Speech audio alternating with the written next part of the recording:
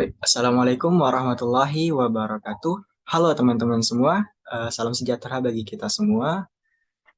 Sebelumnya perkenalkan, nama saya M. Rizky Ardiansyah Putra dengan NIM F1S1220077.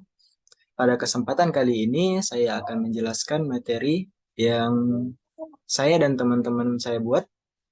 Materi ini berjudul tentang telekomunikasi dan jaringan.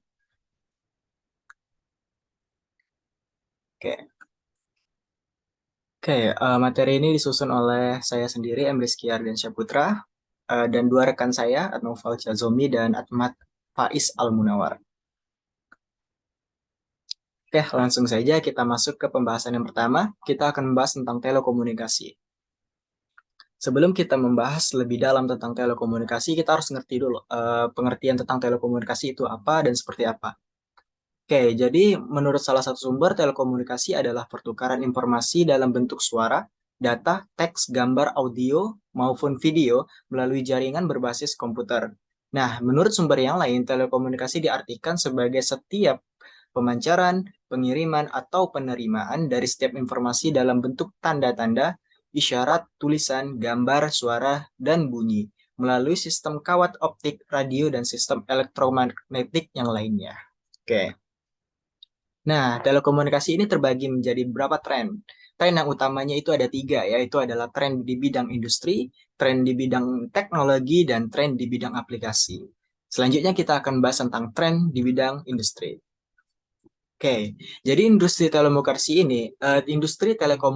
ini telah berubah dari monopoli yang diatur oleh pemerintah ke pasar yang telah mengalami deregulasi dengan pemasok yang bersaing ketat dalam jasa telekomunikasi. Berbagai perusahaan menawarkan kepada perusahaan dan pelanggan berbagai pilihan, mulai dari telepon lokal dan global hingga saluran satelit telekomunikasi. Pertumbuhan pesat dari internet dan World Wide Web telah menimbulkan berbagai produk dan jasa dan penyedia telekomunikasi untuk menanggapi pertumbuhan ini. Perusahaan pun meningkatkan penggunaan internet dan web untuk kerjasama. Oke, selanjutnya adalah tren dalam teknologi.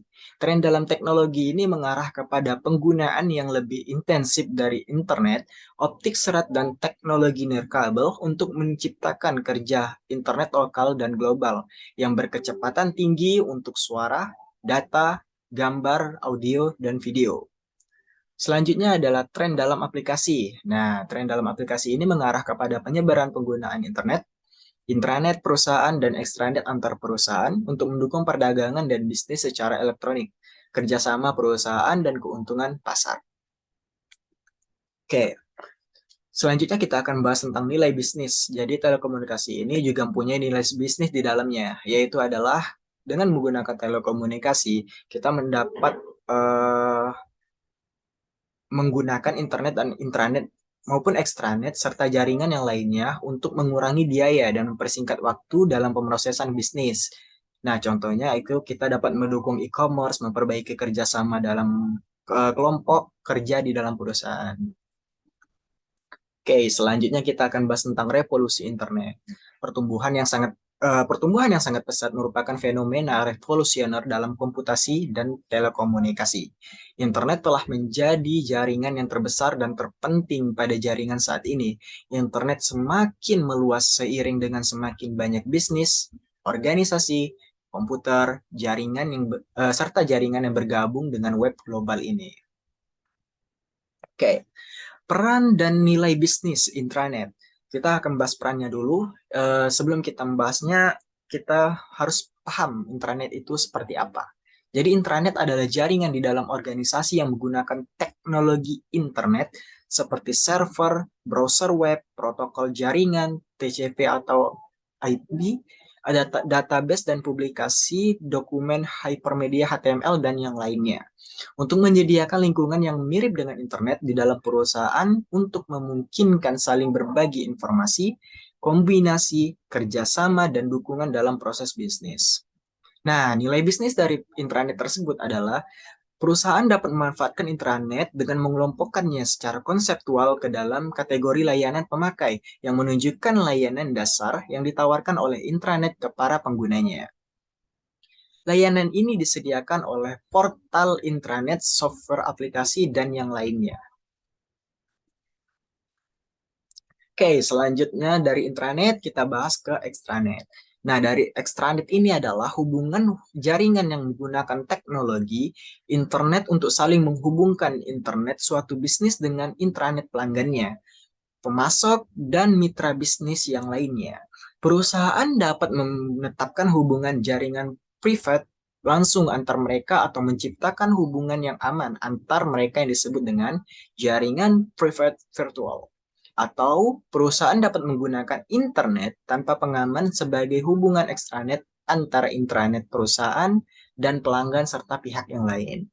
Nah, nilai bisnis dari ekstranet tersebut adalah nilai bisnisnya dapat diperoleh dari beberapa faktor. Yang pertama adalah dari teknologi browser web. Extranet membuat pelanggan dan pemasok mengakses sumber daya intranet dengan lebih mudah dan lebih cepat. Yang kedua adalah menawarkan layanan web baru yang interaktif bagi mitra bisnis yang lainnya. Oke, selanjutnya kita akan bahas tentang jaringan.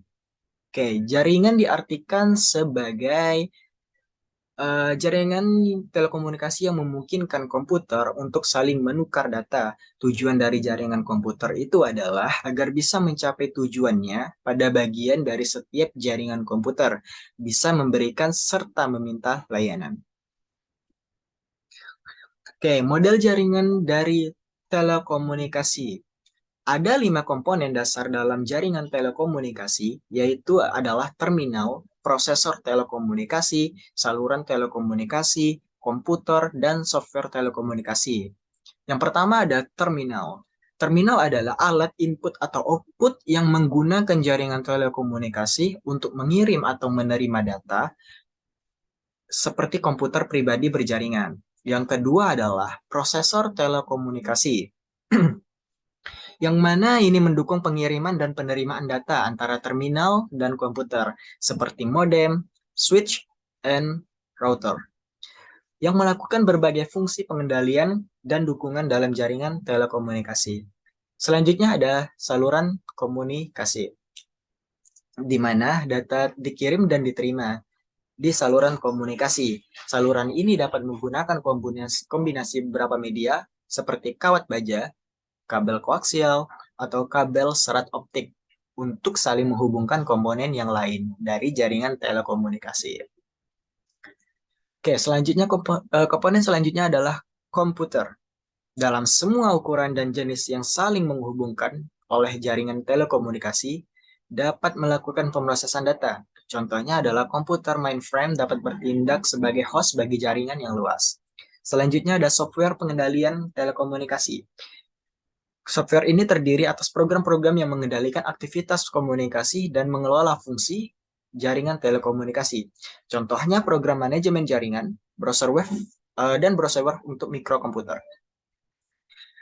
Nah, tidak peduli seberapa besar atau rumit jaringan telekomunikasi di dunia ini, kelima kategori dasar yang saya sebutkan tadi, dari komponen jaringan ini harus ada untuk mendukung aktivitas telekomunikasi organisasi.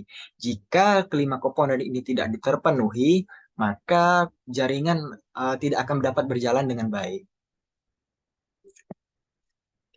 Jenis-jenis jaringan telekomunikasi itu terbagi menjadi 5. Ada wide area network, local area network, jaringan privat virtual, ya, jaringan client and server, client or server. Yang kelima ada komputasi jaringan. Nah, wide area network ini jaringan yang mencakup area geografis yang luas, misalkan dalam satu kota, dalam satu provinsi, dan yang lainnya. Sedangkan local area network adalah menghubungkan komputer dan alat pemrosesan informasi. Selanjutnya ada jaringan privat virtual yang mengandalkan firewall, enkripsi, dan yang lainnya untuk koneksi internet dari intranet.